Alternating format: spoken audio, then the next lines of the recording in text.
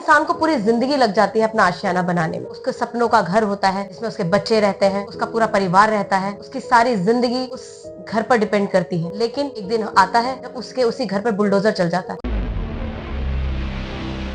नमस्कार, मैं आपकी मीनाक्षी शर्मा। आपका स्वागत है हमारे channel fact talk with Meenakshi Sharma. आज हम एक बहुत ही भावनात्मक और दर्द से भरे टॉपिक पर डिस्कस करने वाले हैं। एक इंसान को पूरी जिंदगी लग जाती है अपना आशियाना बनाने में। उसके सपनों का घर होता है जिसमें उसके बच्चे रहते हैं, उसका पूरा परिवार रहता है, उसकी दिया उनके साथ विश्वासघात कर दिया। और मैं आपको एक और गारंटी देता हूं, ये आपदा वाले अफवाह फैला रहे हैं, लेकिन याद रखिएगा, दिल्ली में एक भी झुग्गी नहीं टूटेगी।